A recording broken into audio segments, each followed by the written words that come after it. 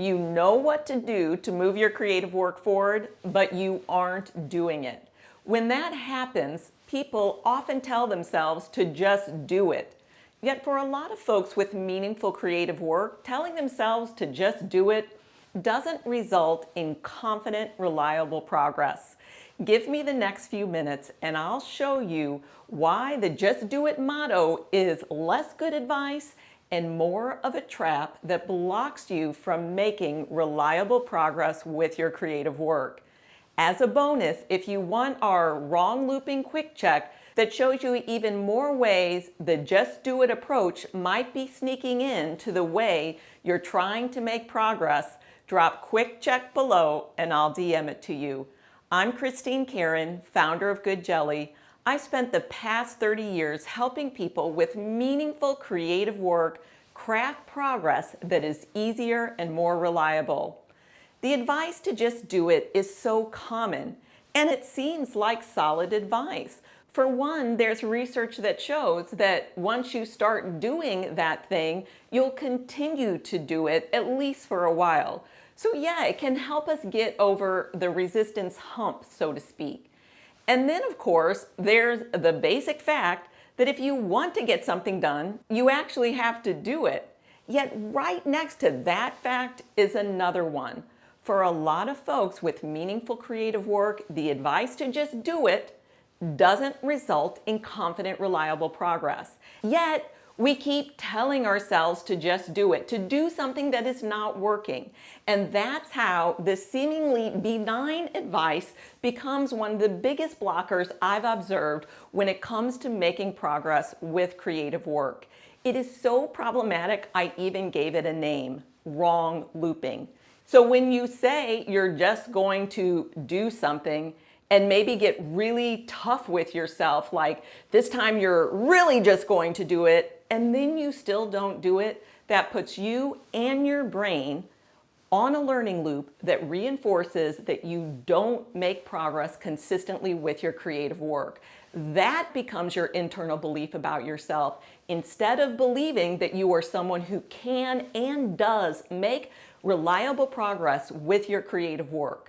That kind of learning degrades motivation, momentum, and progress, hence the name wrong looping, because it's the exact opposite of what you want. Instead of making progress, you are frustrated and keep getting blocked because you've gotten trapped into the cycle of wrong looping where you keep telling yourself to just do it, even though that isn't working.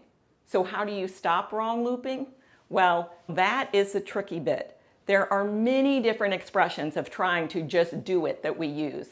I just have to push harder. I just have to buckle down. I just have to get myself together. And if I ask you, okay, if you didn't do those things, what would you do instead? How would you answer? What would you say? Often when I ask that, people don't have an answer. The just do it advice is so deeply ingrained as the universal go-to solution, it short circuits people's abilities to imagine a way to make progress that is not steeped in this energy of just doing it. And then when I go a step further and ask, what would it mean if you weren't always working that way, pushing harder, buckling down, getting yourself together to just do it? The response is often something like, well, nothing would get done, and that would just mean I was being lazy.